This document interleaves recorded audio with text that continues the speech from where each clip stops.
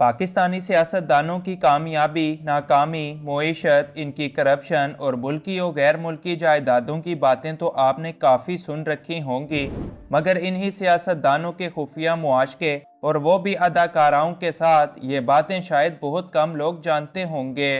क्योंकि पाकिस्तानी सियासतदान और ओहदेदार जहाँ एक तरफ अपनी खुफिया जायदादें और कंपनियाँ बनाने में लगे रहते हैं, वहीं खुफिया बीवियाँ बनाने में भी ये लोग किसी से कम नहीं हैं।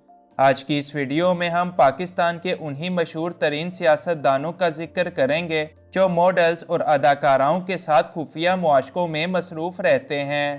इन्फोयो की नई वीडियो में एक बार फिर से खुशामदीद। नंबर 1, नवाज शरीफ। सबसे पहले बात करते हैं 3 मरतबा वज़ीर आज़म रहने वाले सियासतदान मियाँ मोहम्मद नवाज शरीफ की। मियाँ नवाज शरीफ देखने में तो काफ़ी शरीफ नज़र आते हैं, मगर मुल्क खाने के अलावा इनका एक और शौक़ खुफिया बीवियाँ बनाने का भी है। साल 1980 की दहाई में मियाँ नवाज शरीफ को एक सुरीली आवाज़ रखने वाली गुलकारा ताहिरा सैयद के साथ प्यार हो गया और वो ताहिरा को गाना सुनने के बहाने तरह तरह की महफिलों में बुलवाने लगे। नवाज शरीफ ने ताहिरा की मोहब्बत में आकर मरी की चेयर लिफ्ट का ठेका भी ताहिरा को दिलवा दिया, मगर जल्द ही जब नवाज शरीफ की बीवी कलसूम नवाज को इस सब का पता चला तो उन्होंने मुल्क के अंदर एक हंगामा खड़ा कर दिया। यूं नवाज शरीफ ने अपना घर और करियर बचाने के लिए ताहिरा से अपना रिश्ता तोड़ दिया, मगर तब तक ताहिरा अपने घर के साथ साथ अपना सब कुछ खो बैठी थीं। नंबर 2, आसिफ अली जरदारी। मिस्टर 10% और मुफाहमत के बादशाह के नाम से मशहूर आसिफ अली जरदारी भी मुआशके चलाने में किसी से पीछे नहीं। इनका मॉडल अयान अली के साथ स्कैंडल तो आप सब ने सुन रखा होगा।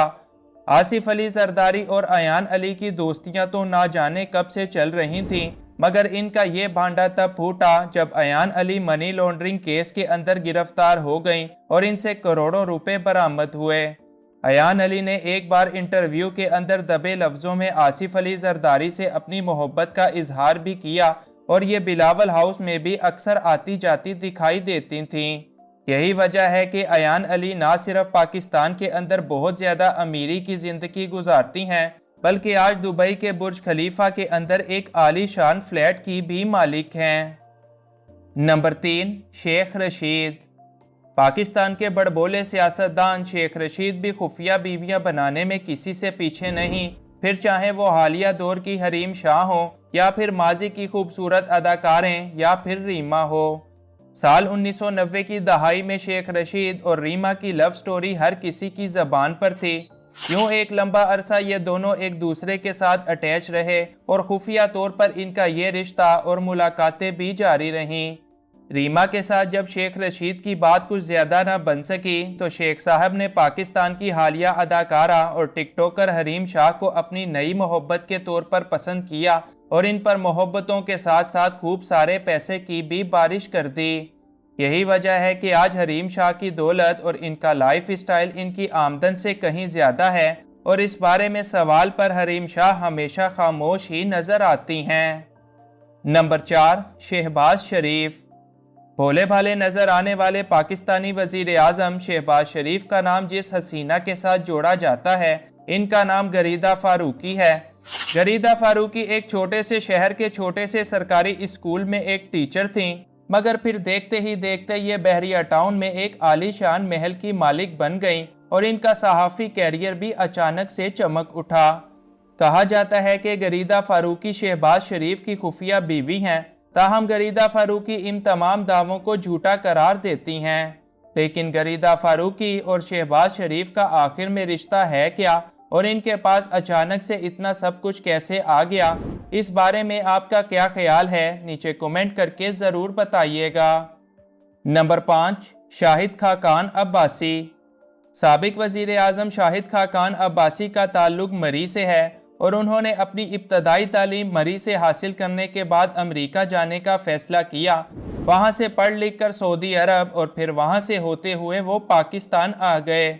शाहिद खाकान अब्बासी एक इंतहाई मालदार सियासतदान हैं जो एयर ब्लू के साथ साथ कई और कंपनियों के भी मालिक हैं।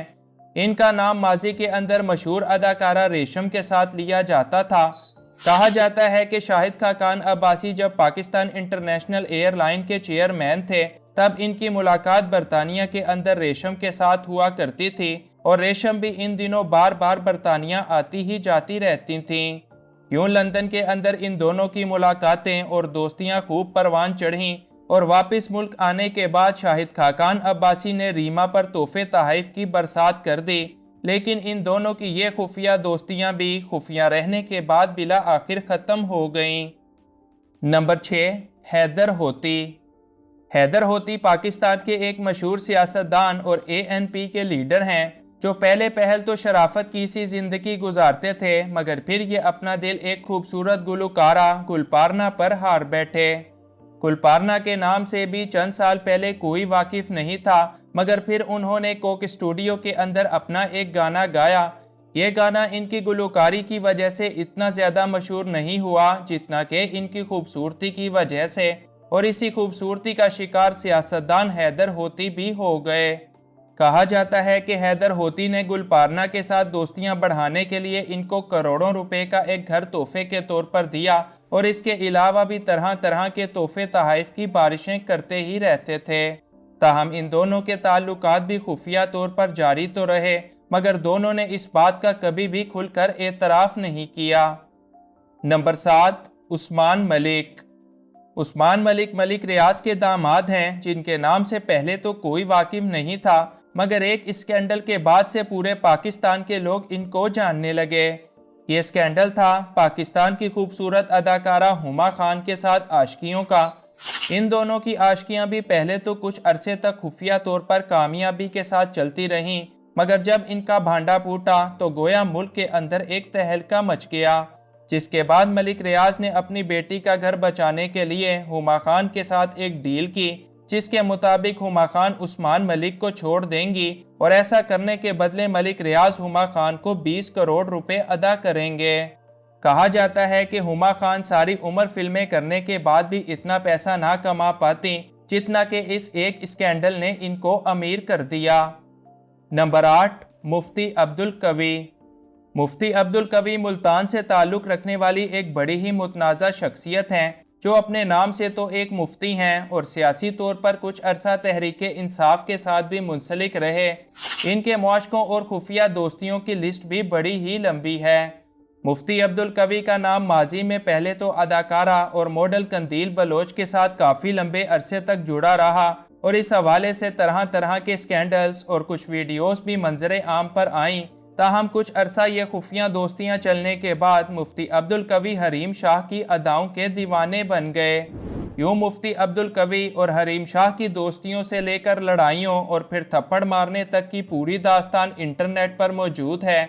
مفتی عبدالقوی نے بھی حریم شاہ کو نوازنے میں کسی طرح کی کوئی کسر نہیں چھوڑی، لیکن بعد میں ان دونوں کے تعلقات جب خراب ہونے لگے تو حریم شاہ نے عبدالقوی پر ہراسمنٹ کا الزام لگا کر ان سے اپنا پیچھا چھڑوا لیا۔